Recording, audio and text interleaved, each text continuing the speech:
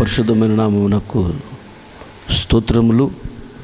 ఈ కూడికకు కూడి వచ్చిన మీ అందరికీ ప్రభు పేరట నా హృదయపూర్వకమైన వందనాలు తెలియజేస్తున్నాను. ప్రైజ్ హల్లెలూయా. ఒక వాక్య భాగాన్ని మనం చదువుకొని కొద్ది మాటలు ధ్యానించుకొని ఇక్కడ ఆశ్రయకరగలదాం. తెస్సలోనిక పట్టణంలో ఉన్న సంఘానికి అపోస్తుడైన పౌలు గారు వ్రాసినటువంటి మొదటి పత్రిక 2వ అధ్యాయము 4వ వచనం చదవగలిగిన వారు చదివి సహాయం చేయండి. సువార్తను మాకు అప్పగించుటకు యోగ్యులమని దేవుని వలన ఎంచబడిన వారమై మనుషులను సంతోషపెట్టు వారము కాక మన హృదయములను పరిశీలించు దేవునినే సంతోషపెట్టు వారమై బోధించుచున్నాము. చాలు. తలలో పైకెత్తి నా వైపు చూస్తూ జాగ్రత్తగా నా మాటలు గమనించాలి. ఈ వాక్య భాగాన్ని గమనించినట్లయితే ఈ వాక్య భాగంలో అపోస్తుడైనటువంటి పౌలు గారు తెస్సలోనిక పట్టణంలో ఉన్న సంఘానికి ఈ మొదటి పత్రిక వ్రాస్తూ ఇలా చెప్తున్నాడు. మనుషులను సంతోషపెట్టాలనే ఉద్దేశంతో మేము ఈ సేవ చేయట్లేదు, దేవుణ్ణి సంతోషపెట్టాలనే ఉద్దేశంతో మీకు బోధిస్తూ ఉన్నాం, ఈ సేవ చేస్తున్నాం అంటున్నాడు. మనుషులను సంతోషపెట్టాలనే ఉద్దేశము మనకు ఉండకూడదు. ఎందుకంటే ఈ లోకానికి మనల్ని తీసుకొచ్చింది మనుషులు కాదు, ఆశీర్వదించేది కూడా మనుషులు కాదు, పరలోక రాజ్యం ఇచ్చేది రేపు మనుషులు కాదు. కనుక మనుషులను సంతోషపెట్టాలనే ఆలోచన ఇప్పుడు ఉండకూడదు. సరే, మనుషులు సంతోషపెట్టాలనే ఆలోచన ఉండటం తప్పులేదు. కానీ దేవుడా మనిషా అనే ఒక పరీక్ష వచ్చినప్పుడు దేవుణ్ణే సంతోషపెట్టాలి. మనుషులు దుఃఖపడినా పర్వాలేదు, మనుషులు బాధపడినా పర్వాలేదు, మనుషులు ఇబ్బంది పడినా పర్వాలేదు, కానీ దేవుణ్ణి సంతోషపెట్టాలా మనిషిని సంతోషపెట్టాలా అని ఒక ప్రశ్న మనలో మెదిలినప్పుడు, అలాంటి పరీక్ష మనకి ఎదురైనప్పుడు మనం ఏ నిర్ణయం తీసుకోవాలి? మాట్లాడండి. ఎవరు ముఖ్యం అప్పుడు మనకి? దేవుడు ముఖ్యం. మామూలుగా మనుషులను సంతోషపెట్టడం తప్పులేదు. ఏ మనిషిని మనం దుఃఖపరచకూడదు, ఏ మనిషిని కన్నీళ్ళు పెట్టించకూడదు, ఏ మనుషులను బాధ పెట్టకూడదు. మనుషులను దేవుడు ప్రేమించమన్నాడు, మేలు చేయమన్నాడు, మంచిదే. మనుషులు సంతోషపెట్టడం మంచిదే. కానీ ఇక్కడ మనిషా దేవుడా ఎవరిని సంతోషపెట్టాలి అనే ఒక పరీక్ష ఎదురైనప్పుడు దేవుని కంటే ఎక్కువగా మనుషులను మనము సంతోషపెట్టాలన్న ఆలోచన మనకు రాకూడదు. మన మాటల ద్వారా, మన ప్రవర్తన ద్వారా, మన క్రియల ద్వారా, మన ఆలోచన విధానము ద్వారా మనము దేవుణ్ణి సంతోషపెట్టినప్పుడు మనకు అవసరమైనది ప్రతిదీ దేవుడు మనకిచ్చి మనల్ని సంతోషింపచేస్తాడు. ఏది విత్తుకుంటే మనం అది కోసుకుంటాం. కనుక మనము దేవుణ్ణి సంతోషపెట్టాలి. ఒక ఆలోచన మనము కలిగి ఉండాలి. నా ఆలోచన విధానము ద్వారా దేవుడు సంతోషిస్తున్నాడా? నా మాటలు విని దేవుడు సంతోషిస్తున్నాడా? నా ప్రవర్తనను చూస్తున్న దేవుడు సంతోషిస్తున్నాడా? నా క్రియలను చూస్తున్న దేవుడు సంతోషిస్తున్నాడా? లేదా దుఃఖపడుతున్నాడా, బాధపడుతున్నాడా? నేను దేవుణ్ణి సంతోషపెడుతున్నానా, దేవుణ్ణి దుఃఖపరుస్తున్నానా అని ఒకటి ఆలోచించుకోవాలి. ఎందుకంటే మనం ఏది విత్తుకుంటే అదే కోసుకుంటాం, తప్పదు. దేవుని వాక్యం ఎప్పుడు నిరర్ధకము కాదు, దేవుని మాట ఎప్పుడు తప్పిపోదు, అక్షరాలు నెరవేర్చబడుద్ది. దేవుణ్ణి సంతోషపెడితే దేవుని దగ్గర నుంచి సంతోషాన్ని మనం అనుభవించగలము. దేవుణ్ణి నువ్వు దుఃఖపరిచినట్లయితే దేవుడు నిన్ను దుఃఖపరుస్తాడు, దుఃఖానికి అప్పగిస్తాడు. తప్పించుకోవడానికి అస్సలు కుదరదు. అంతే. కనుక మనము దేవుణ్ణి సంతోషపెట్టే వరంగా ఉండాలి. అపోస్తలుడైన పౌలు గారు అంటాడు, మనుషులను సంతోషపెట్టడానికి నేను ఇష్టపడటం లేదు, దేవుణ్ణి సంతోషపెట్టడానికి నేను ఇష్టపడుతున్నాను, దేవుణ్ణి సంతోషపెట్టాలనే బోధిస్తున్నాను అంటున్నాడు. కనుక మనము ఎవరిని సంతోషపెడుతున్నాము అని ఒక్కసారి ప్రశ్నించుకోవాలి. నా మాటల ద్వారా, నా ప్రవర్తన ద్వారా, నా క్రియల ద్వారా, నా ఆలోచన విధానము ద్వారా దేవుడు సంతోషిస్తున్నాడా? మనుషులు సంతోషపెట్టాలని దేవుణ్ణి దుఃఖపరుస్తున్నానా నేను అని ఆలోచించుకోవలసిన ఆవశ్యకత ఎంతైనా ఉన్నది. ఇలాంటి వస్త్రాలు వేసుకుంటే మనుషులు సంతోషిస్తారని, ఇలా మాట్లాడితే మనుషులు సంతోషిస్తారని, ఇది తింటే మనుషులు సంతోషిస్తారని, ఇది చేస్తే మనుషులు సంతోషిస్తారని, మనుషులకు ఇష్టమైనవి నువ్వు చేస్తున్నావేమో. దేవుడు దుఃఖపడుతున్నాడు, దేవుడు కన్నీళ్ళు పెడుతున్నాడు, దేవుడు బాధపడుతున్నాడు. మనుషులు ముఖ్యం కాదు, ఏ మనుషుడు నమ్మదగిన వాడు కాదన్నాడు. ఏ మనిషిని నమ్మకూడదంట సామాన్యంగా దేవుడు చెప్తున్నాడు. నమ్మదగిన వారు ఎవరు? యేసయ్య ఒక్కడే నమ్మదగిన వాడు. ఆయన నమ్మితే ఆయన నిన్ను గొప్పగా దీవిస్తాడు. అందుకంటే మనుషులు నమ్ముట కంటే యెహోవాను ఆశ్రయించుట మేలు, రాజులు నమ్ముట కంటే యెహోవాను ఆశ్రయించుట మేలు అన్నాడు. కనుక మనము దేవునికి ఇష్టమైన పరిచర్య చేసే వరంగా, దేవుడు సంతోషపెట్టే వరంగా ఉండాలి. అప్పుడు నువ్వు ఎక్కడ ఉన్నా, ఏ పని చేస్తున్నా నిన్ను దీవిస్తాడు, దేవుడు నిన్ను సంతోషపెడతాడు. దేవుడు నిన్ను సంతోషింపజేశాడా? నీ సంతోషం ఆపటం ప్రపంచంలో ఎవరికి చేత కాదు. భూమి మీద 4 రోజులు జీవితం ఎప్పుడు చచ్చిపోతుందో తెలియదు. ఈ 4 రోజులు దేవుణ్ణి సంతోషపెట్టే వరంగా ఉండాలి. అయితే దేవుణ్ణి మనం ఎలా సంతోషపరచగలము అని గమనించినట్లయితే చదవండి, న్యాయాధిపతుల పుస్తకము 9వ అధ్యాయము 13వ వచనం. దేవునిని మానవులను సంతోషపెట్టు నా ద్రాక్షారసమును నేను ఇయ్యక మాని చెట్ల మీద రాజునై ఉండి ఇటు అటు ఊగుటకు నేను వచ్చేదనా. చాలు, తలలు పైకెత్తిన వైపు చూస్తున్న మాటలు గమనించండి. ఒకరోజు చెట్లన్నీ అంజూరపు చెట్టు దగ్గరికి వచ్చి అడిగినాయి అంట, అంజూరపు చెట్టు అన్నా, నువ్వు మా మీద రాజుగా ఉండు, మా మీద అధికారిగా ఉండు, మా మీద అధ్యక్షుడిగా ఉండు, అధిపతిగా ఉండు, నువ్వు మమ్మల్ని నడిపించు, నువ్వు ఎలా చెప్తే మేము అలా చేస్తామని అడిగినాయి అంట. అంజూరపు చెట్టు అందంట, నా మాధుర్యమును నా ఫలములను నేను దేవుని స్వరూపమందు సృష్టించబడిన మనుషులకు ఇవ్వక, మీ మీద అధికారిగా ఉండి నేను అటు ఇటు మీరు చెప్పినట్టు ఊగటానికి, మీరు చెప్పినట్టుగా నడవటానికి మీ మీద దేవుడు అధికారిగా ఉంచడానికి నన్ను పంపించాడా ఏంటి అని అడిగింది. నేను రానంది. దేవునికి నేను మధురమైన ఫలాలు ఇవ్వాలి, ఆ తర్వాత ఏం చేయాలి? నాలో ఉన్న ఆ తీయదనాన్ని దేవునికి ఇవ్వాలి, ఫలాలను దేవునికి నేను ఇవ్వాలి అన్నది అంజూరపు చెట్టు.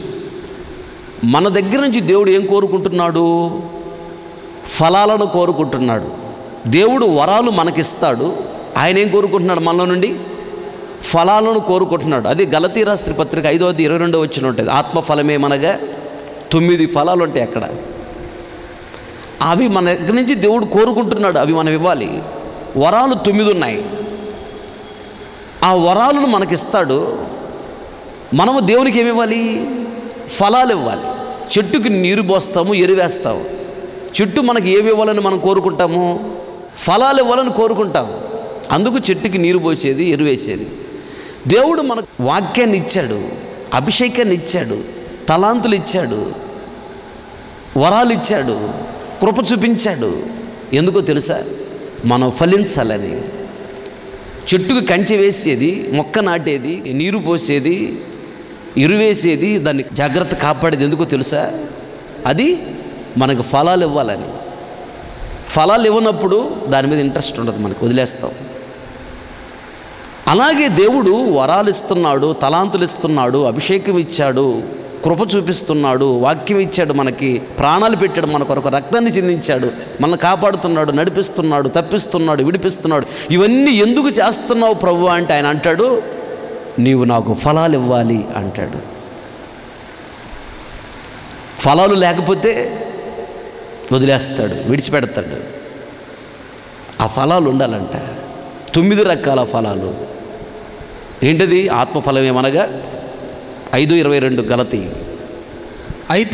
అయితే ఆత్మఫలం ఏమనగా ప్రేమ, సంతోషము, సమాధానము, దీర్ఘశాంతము, దయాళత్వము, మంచితనము, విశ్వాసము, సాత్వికము, ఆశా నిగ్రహము, ఇట్టి వాటికి విరోధమైన నియమమేదియు లేదు. దేవునికి స్తోత్రం, హల్లెలూయా.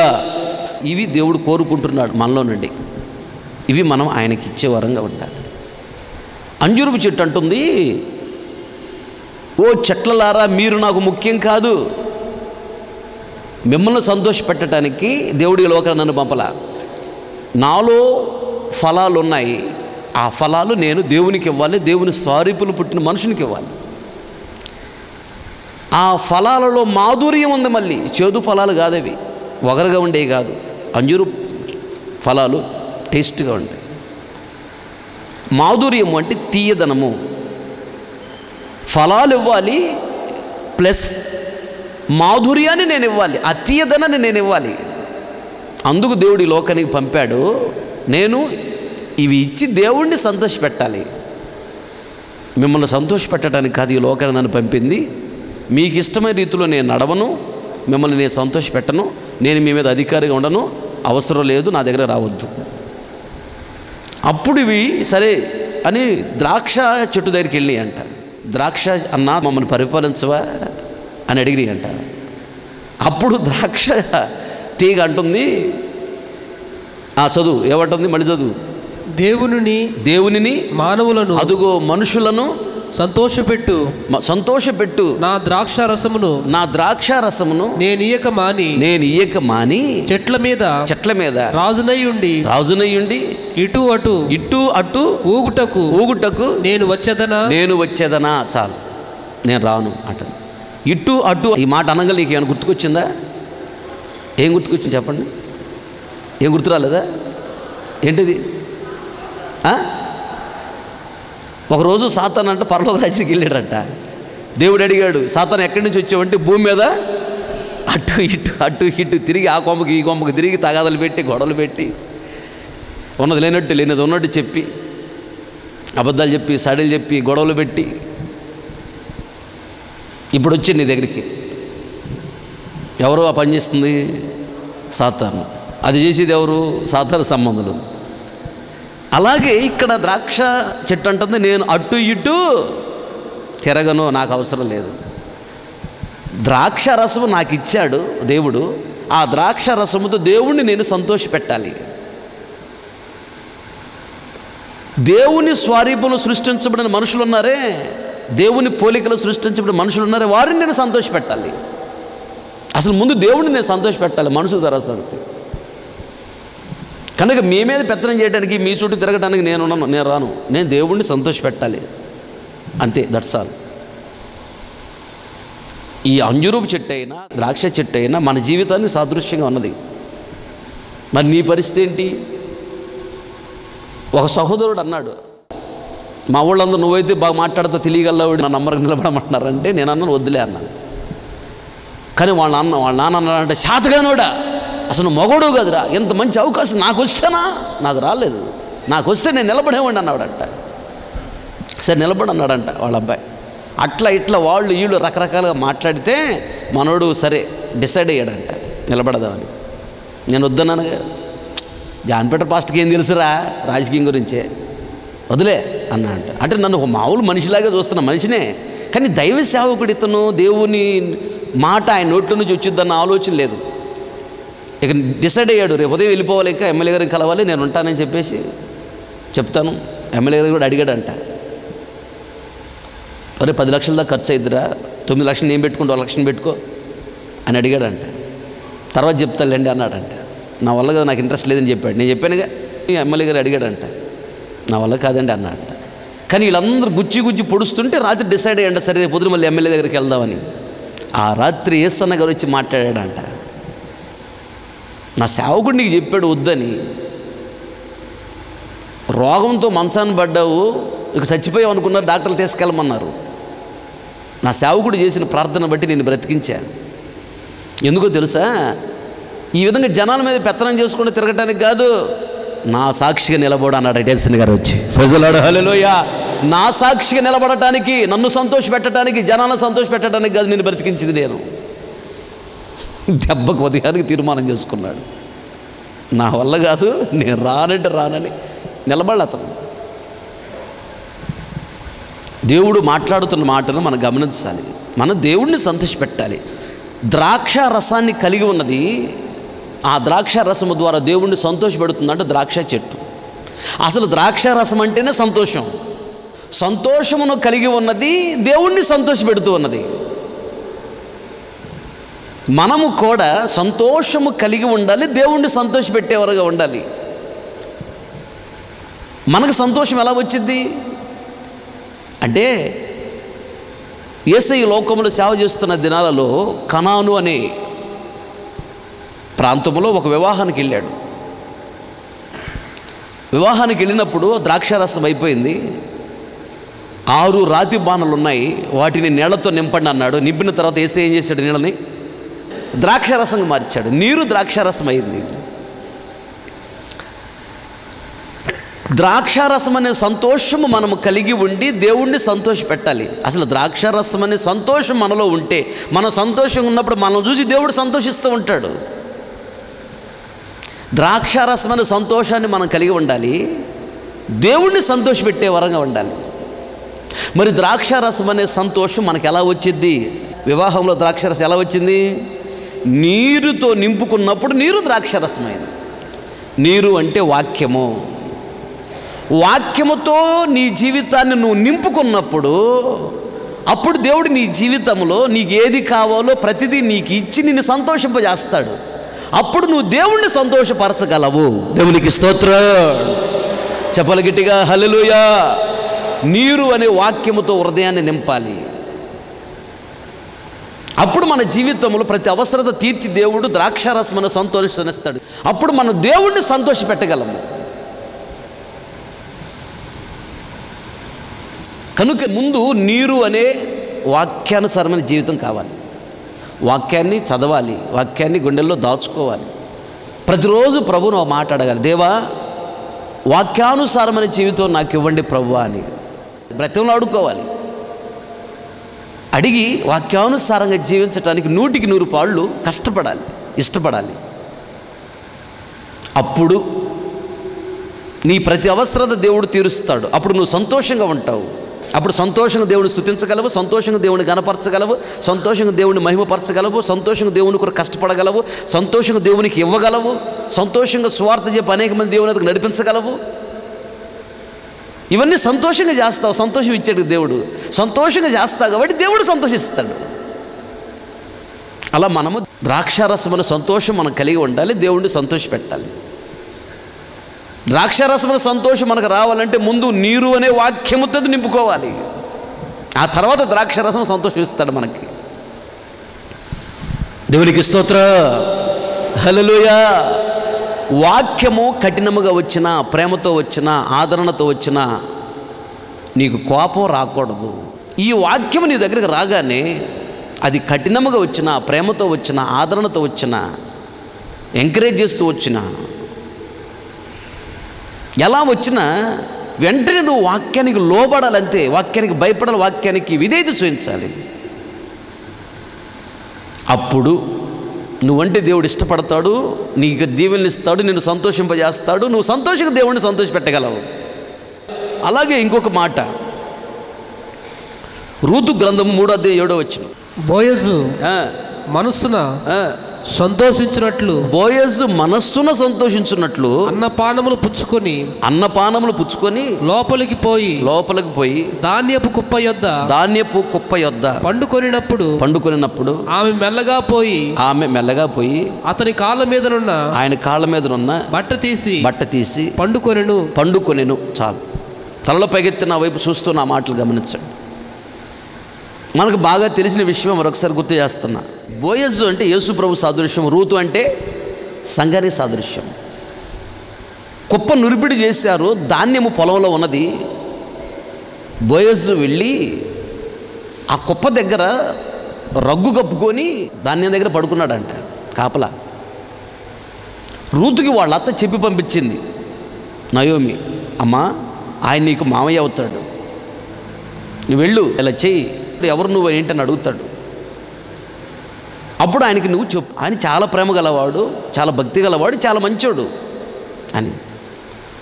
అప్పుడు అలాగే అత్తగారు చెప్పినట్టు చేసింది. ఆయన వెళ్ళి కుప్ప దగ్గర పడుకున్నాడు అక్కడే. ఇవిడ వెళ్ళింది, ఆ దుప్పటి తీసి ఆయన కాళ్ళ దగ్గర పడుకుని ఆ దుప్పటి ఏమో కప్పుకుంది. ఆయనకి మెలకు వచ్చినప్పుడు కాళ్ళ దగ్గర పడుకున్నట్టుగా అనిపించింది. గబక్కున బిత్రపై గబక్కు లేచి చూస్తే, లైట్ వేసి చూస్తే ఎవడ, అమ్మ ఎవరో నువ్వు, ఏంటి, ఎందుకు వచ్చావు, ఎందుకు ఇలా పడుకున్నావు, ఏంటి అని అడిగితే చెప్పింది. నువ్వు ఇలా వచ్చావని తెలిస్తే నాకు అవమానం, నీకు అవమానం, తప్పు ఇలా రాకూడదు, ఇంటి దగ్గర ఉన్నప్పుడు నా దగ్గరికి వచ్చి మాట్లాడవచ్చు కదా. సరేనమ్మా అని చెప్పేసి అట్లా కాముగా పడుకో అని చెప్పాడు. ఆమెను ముట్టలేదు, పొరపాటున ఒక కూతురులాగా చూశాడు. ఉదయం లేవగానే ధాన్యం ఇచ్చి, వెళ్ళమ్మా, సరే నేను మాట్లాడతాలే, నీ విషయం నాకు అర్థమైంది అని చెప్పి పంపించాడు. తర్వాత మాట్లాడి ఆమెను వివాహం చేసుకున్నాడు. దీని అర్థం ఏంటంటే బోయజ్ అంటే యేసయ్య సాదృశ్యం, రూత్ అంటే సంఘానికి సాదృశ్యం. బోయజ్ యొక్క కాళ్ళు అంటే యేసయ్య యొక్క కాళ్ళు అని అర్థం. కాళ్ళ దగ్గర పడుకున్నది, కాళ్ళు అంటే దేనికి సాదృశ్యం ఉన్నది, ప్రవర్తన. బోయజ్ కాళ్ళ దగ్గర ఆవిడ పడుకుంది. బోయజ్ దుప్పటి కప్పుకుని పడుకుందంట. దుప్పటి అంటే దేనికి సాదృశ్యం, అభిషేకానికి సాదృశ్యం. బోయజ్ యొక్క దుప్పటి కప్పుకుంది, బోయజ్ కాళ్ళ దగ్గర పడుకుంది, కాళ్ళకు దగ్గరగా ఉంది. ఆ తర్వాత ఆవిడ వివాహం చేసుకున్నాడు. ఏ పొలంలో అయితే మయ్య కొద్దిగా అన్నం పెడతారా, ఆకలి అవుతుంది, కొద్దిగా మంచిళ్ళు ఇస్తారా అని అడుక్కుందో ఆ పొలాలు మొత్తానికి అధికారి అయింది ఆవిడ. తర్వాత ఇంటిలో యజమానురాలు అయింది. బోయజు దుప్పటి కప్పుకుంది, బోయజు కాళ్ళ దగ్గర పడుకుంది. బోయజ్ అంటే యేసయ్య, కాళ్ళు అంటే యేసయ్య, కాళ్ళు అంటే యేసయ్య ప్రవర్తన. బోయజు దుప్పటి అంటే యేసయ్య అభిషేకం. యేసయ్య ఇచ్చే అభిషేకాన్ని పొందుకోవాలి. యేసయ్య కాళ్ళు అనే ప్రవర్తన చూసి మనము ఆ ప్రవర్తన ప్రకారం నడుచుకోవాలి. అప్పుడు యేసయ్య ఈ లోకంలో అన్ని రకాల దీవెనలు ఇస్తాడు. ఈ లోకాన్ని విడిచిపెట్టినప్పుడు లేదా ఆయన వచ్చినప్పుడు ఆయన మనల్ని మధ్యాకాశాన్ని తీసుకుని వెళతాడు. 7 సంవత్సరాలు విందులో ఉంచుతాడు, వివాహం చేసుకుంటాడు, భూమి మీదకి తీసుకొచ్చి 1000 సంవత్సరాలు మన చేత పరిపాలన చేయిస్తాడు. మధ్యాకాశాన్ని తీసుకెళ్ళి తీర్పు తీరుస్తాడు. ఆ తర్వాత పరలోక రాజ్యాన్ని తీసుకెళ్తాడు. కోట్ల సంవత్సరాలు పరలోక రాజ్యంలో గొప్ప సంతోషం, సమాధానం, నెమ్మది మనకిస్తాడు. ప్రైజ్ ది లార్డ్, హల్లెలూయా. కనుక దుప్పటి కప్పుకోవాలి. యేసయ్య దుప్పటి అనగా యేసయ్య ఇచ్చే అభిషేకాన్ని నువ్వు పొందాలి. యేసయ్య కాళ్ళ దగ్గర పడుకోవాలి. అంటే యేసయ్య ప్రవర్తన చూసి ఆయన ప్రవర్తనలాగా మన ప్రవర్తన మారాలి. అది దాని అర్థం. అప్పుడు ఆయన సంతోషిస్తాడు. బోయజు మనస్సునందు సంతోషించున్నట్లు ఆయన దుప్పటి కప్పుకొని ఆయన కాళ్ళ దగ్గర పడుకుందంట. మనము దేవుణ్ణి సంతోషపెట్టే వారంగా ఉండాలి. దేవుడు మనల్ని చూసి సంతోషించాలంటే ఆయన దుప్పటి కప్పుకోవాలి, ఆయన కాళ్ళ దగ్గర పడుకోవాలి. ఆయన దుప్పటి కప్పుకోవటం అంటే ఆయన ఇచ్చే అభిషేకాన్ని పొందుకోవాలి. ఆయన కాళ్ళ దగ్గర పడుకోవటం అంటే ఆయన ప్రవర్తన ఎలా ఉందో ఈ లోకంలో జీవించినప్పుడు చూసి నేర్చుకుని ఆయనలాగా మనం ప్రవర్తించాలి. ఆయన ఎలా ప్రవర్తించాడట చదువుడు ఒక మాట. యోహాను సువార్త 8:46 నా యందు పాపం ఉన్నదని మీలో ఎవడు స్థాపించును? నా యందు పాపం ఉన్నదని మీలో ఎవరు స్థాపించును? నేను సత్యము చెప్పుచున్న ఎడల మీరెందుకు నన్ను నమ్మరు? దేవునికి స్తోత్రం, హల్లెలూయా. యేసయ్య అంటున్నాడు, ఈ లోకంలో 33.5 సంవత్సరాలు జీవించాడు. నాలో పాపం ఉందని మీలో ఎవరైనా స్థాపించగలరా అంటున్నాడు. అంటే యేసయ్య ఈ లోకంలో 33.5 సంవత్సరాలు ఎలా బ్రతికాడు? పాపము లేకుండా, పాపము తనకు అంటకుండా పరిశుద్ధంగా బ్రతికాడు. అది ఆయన ప్రవర్తన. నేను పరిశుద్ధుడను కనుక మీరును పరిశుద్ధముగా ఉన్నట్లు చూసుకుని అన్నాడు. ఆయన ప్రవర్తనలో అపవిత్రత లేదు, పాపము లేదు, పరిశుద్ధమైన ప్రవర్తన కలిగి ఉన్నాడు. ఆయనను మనం సంతోషపెట్టాలి. బోయజు మనస్సునందు సంతోషించినట్లుగా ఆయన దుప్పటి కప్పుకుంది, ఆయన కాళ్ళ దగ్గర పడుకుందంట. యేసయ్య మనల్ని చూసి సంతోషించాలంటే దుప్పటైన ఆయన అభిషేకాన్ని మనం పొందుకోవాలి. ఆయన కాళ్ళ దగ్గర పడుకోవటం అంటే ఆయన ప్రవర్తన ఈ లోకంలో ఉన్నప్పుడు ఎలా ఉందో చూసి ఆ ప్రవర్తన ప్రకారం మనం నడుచుకోవాలి. అప్పుడు యేసయ్య సంతోషిస్తాడు. ఏంటి ఆయన ప్రవర్తన అంటే పరిశుద్ధమైన ప్రవర్తన ఉన్నది ఆయనకి. ఆమెలాగా నేను ఉంటాను, ఆయనలాగా నేను ఉంటాను, తప్పది. ఆమె నరకానికి పోతే నువ్వు పోతావా? ఆయన నరకానికి పోతే నువ్వు పోతావా? ఆయన దేవుని కోపాన్ని రేపుతున్నాడేమో, నువ్వు ఆయనలాగా బ్రతికి కోపాన్ని రేపుకుంటావా? ఆయన శాపాన్ని తెచ్చిపెట్టుకుంటున్నాడు, నువ్వు తెచ్చిపెట్టుకుంటావా? ఆయన చూసి నడుస్తానంటావు, ఆమె చూసి నడుస్తానంటావు. ఆయనతో మనకెందుకు, ఆమెతో మనకెందుకు? యేసయ్య ఉన్నాడు, విశ్వాసమునకు కర్త, దాన్ని కొనసాగించువాడు, యేసు వైపు చూచుచు ఆయన వైపు చూడమన్నాడు. మిమ్మల్ని ఆయన వైపు చూడమన్నాడు కానీ మనుషుల వైపు చూడమన్నాడా? మనుషులు బలహీనులు. మనుషుల వైపు నువ్వు చూసినప్పుడు ఒకవేళ వాళ్ళు కొంచెం ప్రార్థనా జీవితం తగ్గినప్పుడు కొంచెం బలహీనతలు పడిపోయారు అనుకో, వాళ్ళని చూస్తున్నావు కాబట్టి నువ్వు కూడా పడిపోతావు. అందుకని మనుషులను చూడగాక దేవుణ్ణి చూడు. ఆయన అసలు ఏ బలహీనత లేదు, ఆయన ఎప్పుడు పడిపోడు అంతే. ఆయన చూస్తే మనం ఎప్పుడు పడిపోం. కనుక దేవుణ్ణి మనం సంతోషపెట్టే వారంగా ఉండాలి. దేవునికి స్తోత్రం చెప్పాలి గట్టిగా, హల్లెలూయా. కనుక వాక్యానుసారముగా నడుస్తున్నప్పుడు దేవుడు సంతోషిస్తాడు. అలా వాక్యానుసారంగా నడిచే వారంగా ఉండాలి. వాక్యం ఏం చెప్తుంది విను, నేర్చుకో, ఇక అంతే. ఇక no more arguments, only judgement. దేవుడు ఏం చెప్పాడో అది నేర్చుకో, అలాగే నడుచుకోవడం ప్రారంభించు. ప్రపంచంలో ఎక్కడ ఉన్నా నువ్వు దీవించబడతావు. వాళ్ళు చెప్పారు, వీళ్ళు చెప్పారని జనాల మాటలు వద్దు. దేవుడు ఏం చెప్తున్నాడు, సేవకుల ద్వారా దేవుడు ఏం మాట్లాడుతున్నాడు విని నేర్చుకో. ఆ మాటకు లోబడు, గొప్ప దేవుని. అది ఒకటి. రెండోది చెప్పాను, ఎలా ఆయన సంతోషిస్తాడు? అభిషేకాన్ని పొందుకున్నప్పుడు దేవుడు సంతోషిస్తాడు. మరి అభిషేకాన్ని పొందుకున్నావా? ఎంతమంది అభిషేకాన్ని పొందుకున్నారు? ఎందుకు రాలేదు నీకు అభిషేకం? నువ్వు కన్నీళ్ళు కారిస్తే దేవుడు అభిషేకం ఇస్తాడు. నువ్వు కన్నీళ్ళు కార్చట్లా, పనికిమాలిన వాడి కోసం కన్నీళ్ళు కారుస్తున్నావు. అభిషేకం కొరకు కన్నీళ్ళు కార్చావా? ఈ లోకంలో ఎన్ని సంపాదించుకున్నావు, అవి ఏవి నేను దేవుడి రాజ్యాన్ని తీసుకెళ్ళవు. వీటిని తీసుకొని దేవుడి రాజ్యానికి వెళ్ళలేవు. వీటన్నిటి విడిచిపెట్టి వెళ్ళాలి. ఇవి ఏవి దేవుడి రాజ్యాన్ని నేను తీసుకెళ్ళ. నువ్వు కష్టపడి సంపాదించిన బంగారమైనా, డబ్బులైనా, ఆస్తి అయినా, పొలమైనా, ఇల్లు అయినా, ఇళ్ళ స్థలమైనా, బట్టలైనా, నువ్వు కష్టపడి సంపాదించిన ఉద్యోగమైనా, అది ఏదైనా నిన్ను దేవుడి రాజ్యాన్ని తీసుకొని వెళ్ళలేదు. వాటిని తీసుకొని దేవుడి రాజ్యానికి వెళ్ళలేవు. అవన్నీ విడిచిపెట్టి వెళ్ళాలంతే. ఇవి ముఖ్యము కాదు. ఈ 4 బ్రతకడం కోసం అవి.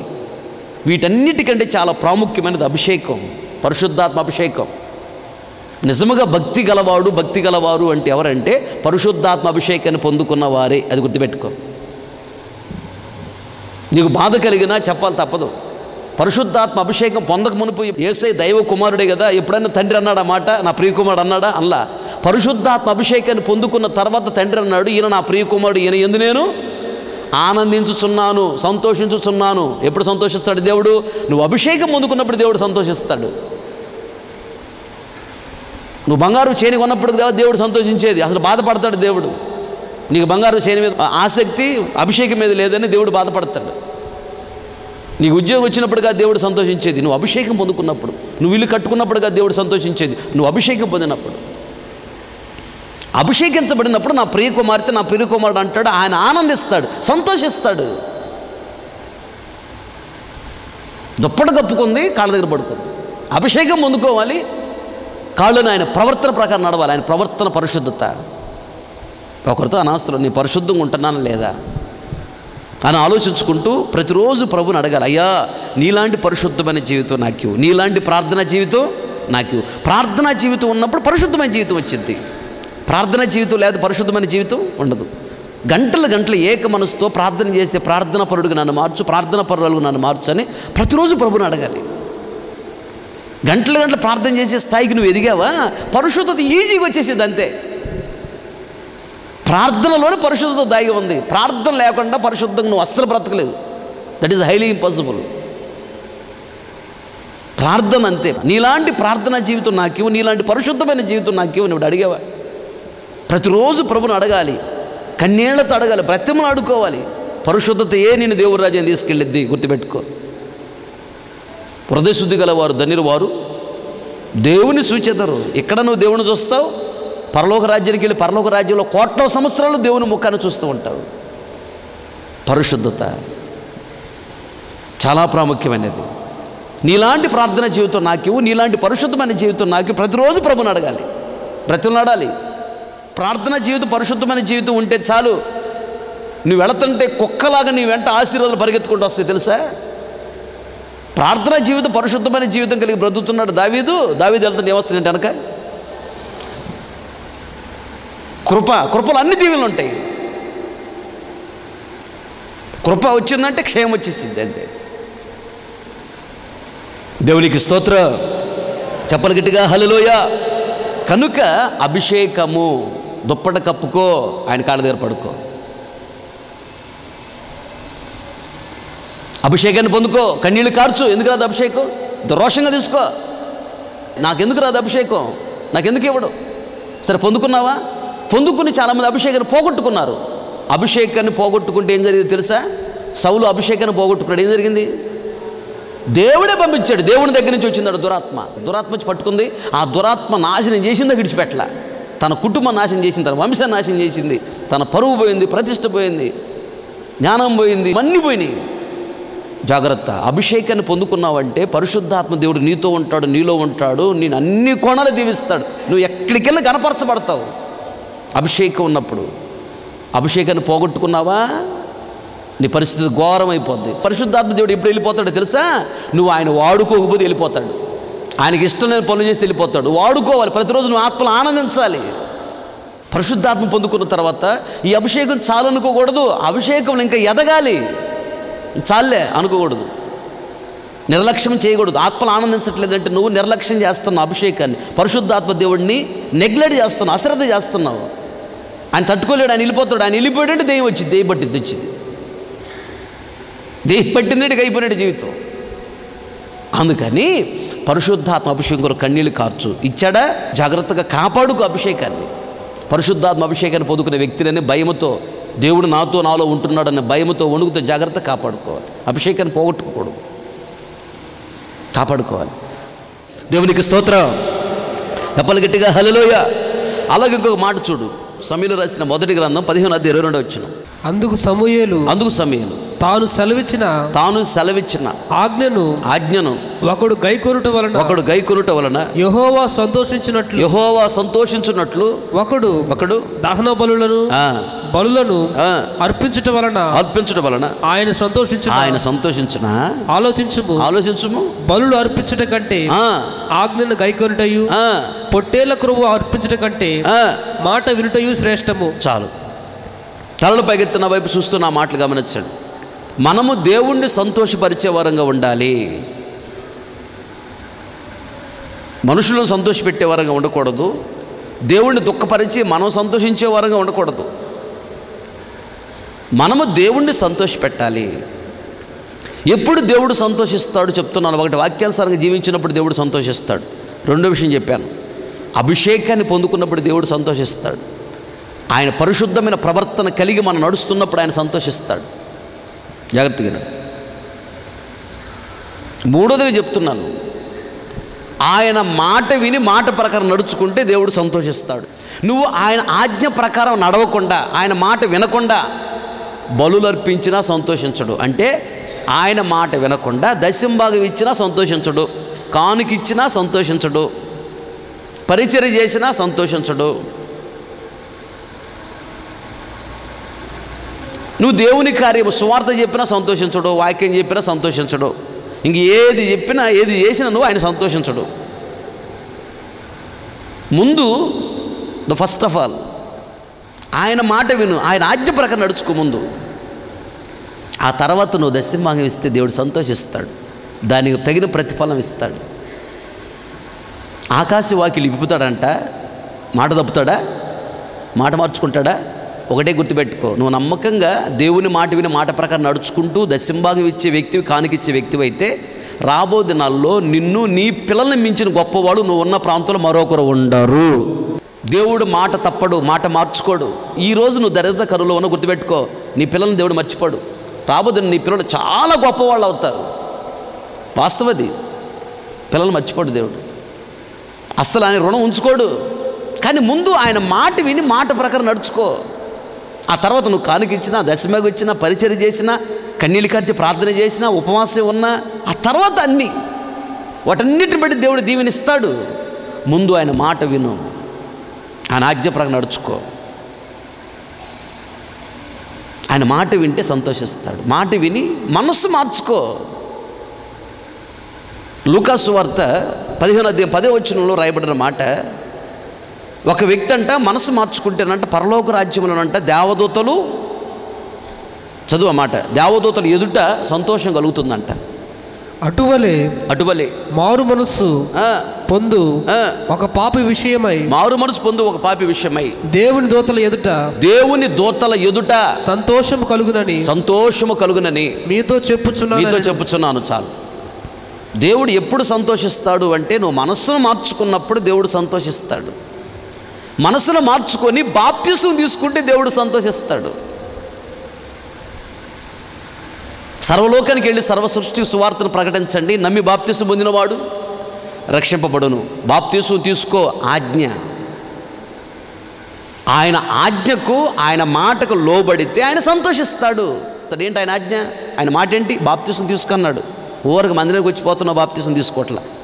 పాపాన్ని ఒప్పుకొని విడిచిపెట్టి పాపం చేయని తీర్మానం చేసుకుని బాప్తిసం తీసుకో. అది ఆజ్ఞ.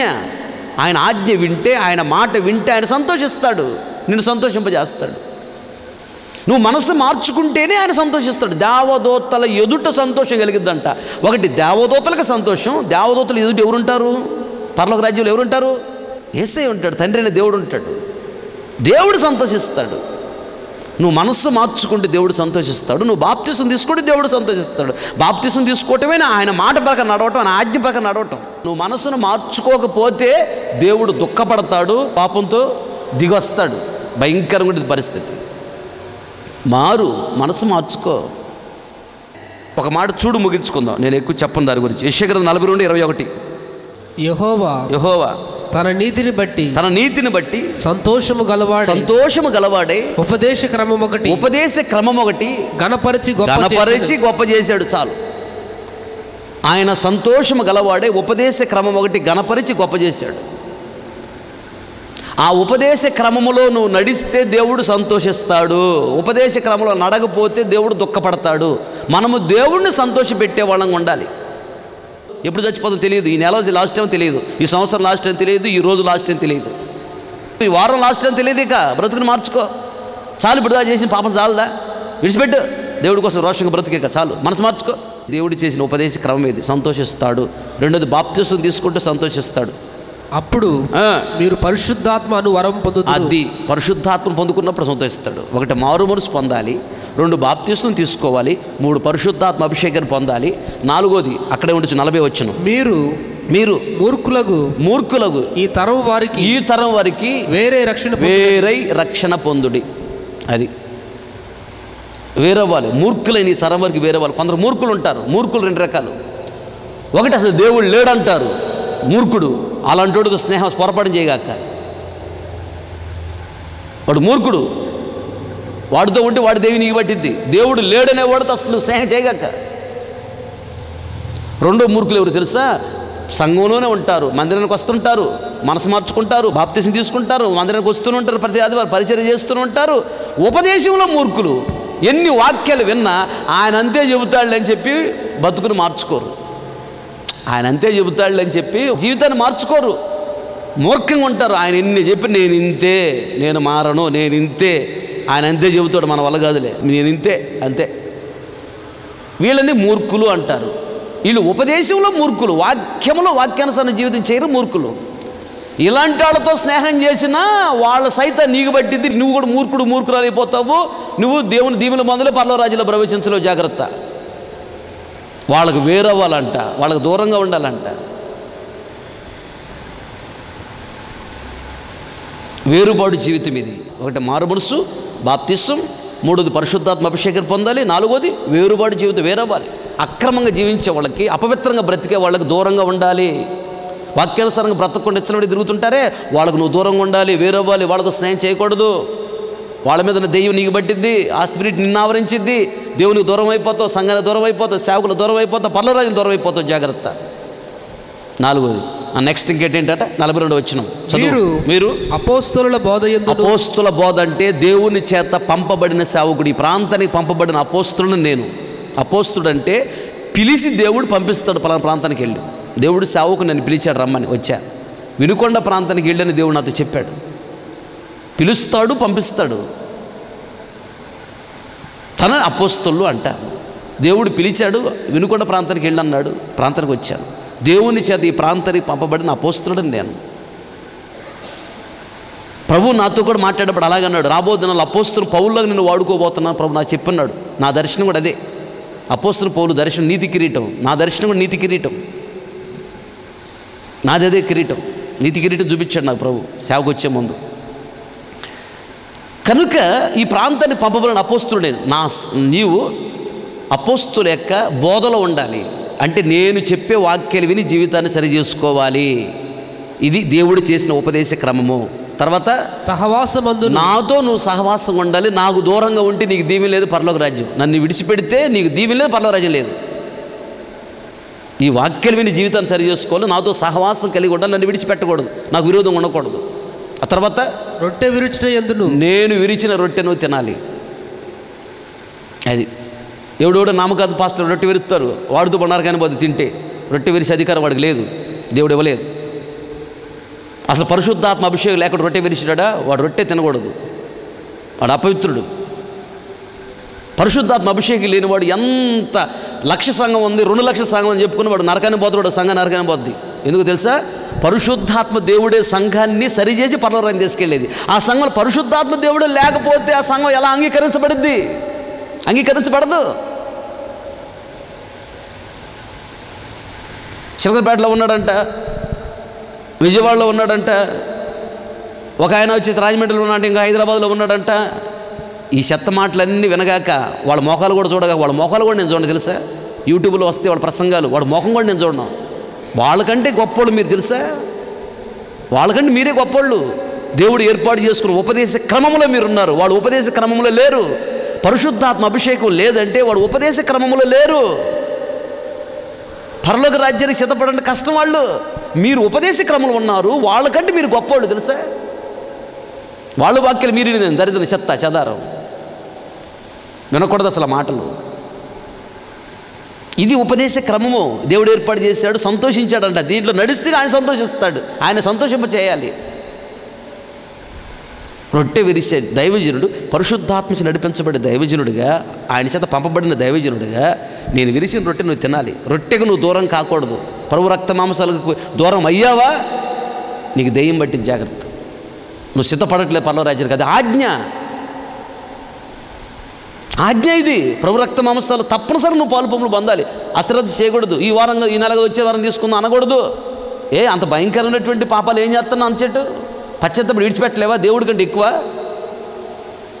విడిచిపెట్టు. రొట్టె తీసుకు, అంతే. రొట్టెలు చేయవేయి, బాగా సరి చేసుకుని రొట్టెలు చేయవేయి, మారు మనసు పొంది రొట్టెలు చేయి, జీవితాన్ని సరి చేసుకుని రొట్టెలు చేయవేయి. అది ఆశీర్వదించబడిన రొట్టె, అన్ని దీవెనలు ఉన్నాయి దాంట్లో. సరి చేసుకోకుండా చెయ్యి వేసావా అన్ని శాపాలే.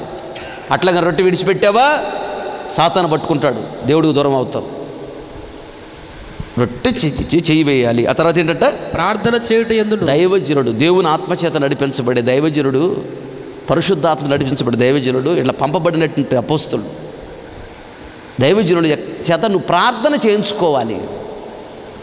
నువ్వు ప్రార్థన చేయించుకున్నప్పుడు నీకు లాభం, నాకు కాదు. ఏంటో తెలుసా? నాలో ఉన్న పరిశుద్ధాత్మ శక్తి నీ తల మీద పెట్టగానే ఏం జరిగి తెలుసా?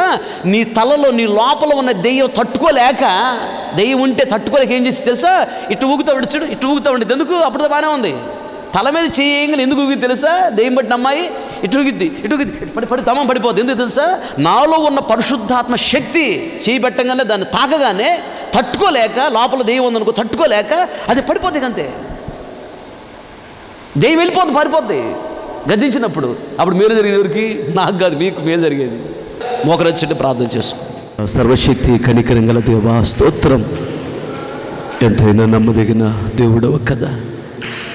ఈ శుద్ధీకరణ కొడుకుల ఆత్మస్వరూపికి మమ్మ దిగి వచ్చి మీద ఆస్తుడుగా నన్ను మరుగుపరచి సంఘముతో తేటగా, సూటిగా, తెల్లగా హెచ్చరిస్తూ, సరిచేస్తూ, నీ గుండెల్లో ఉన్న వేదన ఏంటో బయలుపరుస్తూ మీరు మాట్లాడినందుకు స్తోత్రం. మనుషును సంతోషపెట్టే వారముగా మేము ఉండకూడదు, నిన్ను సంతోషపెట్టే వారముగా మేము ఉండాలని మా చూపులైన మాటలైన ఆలోచన విధానమైన ప్రవర్తన నిన్ను సంతోషపెట్టే విధముగా ఉండాలి, కానీ నిన్ను దుఃఖపరిచే విధముగా ఉండకూడదని దేవా మీరు మాట్లాడినందుకు స్తోత్రం. వాక్యాన్ని విని వాక్యానుసారంగా జీవించినప్పుడు దేవానికి సంతోషం కలుగుతుందని, పరిశుద్ధాత్మ అభిషేకాన్ని పొందుకుని ఆత్మలో ఆనందిస్తున్నప్పుడు నీకు సంతోషం కలుగుతుందని, పరిశుద్ధమైన ప్రవర్తన కలిగిన మేము బ్రతుకుతున్నప్పుడు నీకు సంతోషం కలుగుతుందని, నీ మాట విని మాట ప్రకారం మనస్సును మార్చుకున్నప్పుడు, పాపాన్ని విడిచిపెట్టి బాప్తిసం తీసుకున్నప్పుడు నీకు సంతోషం కలుగుతుందని, దేవ మీరు ఏర్పాటు చేసిన ఉపదేశ క్రమంలో నడిచినప్పుడు సంతోషం కలుగుతుందని వారు మనసు పొందాలి, బాప్తిసం తీసుకోవాలి, పరిశుద్ధాత్మ అభిషేకాన్ని పొందుకోవాలి. ఈ లోకములు వెచ్చలవిడిగా తిరిగే వాళ్ళకి వేరుగా ఉండి బ్రతకాలని, వారితో కలవకూడదని, వారిలో ఉన్న అలవాట్లు ఆచార పద్ధతులు రాకుండా కాపాడుకోవాలి, వేరుబాటు జీవితం చేయాలని, దేవా మీ చేత పంపబడిన అపోస్తుల యొక్క బోధలో ఉండాలని, సహవాసంలో ఉండాలని, రొట్టె విరిచే రొట్టెని తినాలని, మీ చేత పంపబడిన అపోస్తుల యొక్క ప్రార్థన చేయించుకుంటూ ఉండాలి. ఈ ఉపదేశ క్రమంలో ఎవరు ఉంటారో వారు మాత్రమే దీవించబడతారు, వారే మీ పరలోక రాజ్యంలో ఉంటారని మాట్లాడారు. స్తోత్రం. విత్తమైన వాక్యంలా కాకూడదు విన్న ప్రతిగుండల వాక్యాన్ని స్థిరపరచండి, వాక్యానుసారం జీవితం అనుగ్రహించండి, పశ్చాత్తాప కనిటాత్మని కుమరించండి, మనోనేత్రాలు వెలిగించండి, భయభక్తి చేత నింపండి, కృతజ్ఞత చేత నింపండి.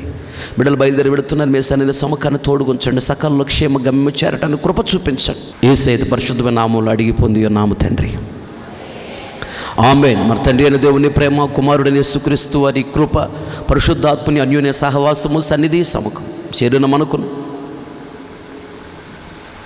ప్రపంచంలో సకల కోటి పరిశుద్ధులందరికీ ఆయన కృపను తోడుగా ఉంచి అంతవరకు దేవుడు నడిపించునుగాక.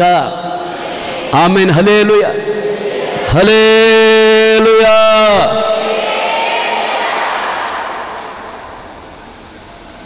ఆమేన్.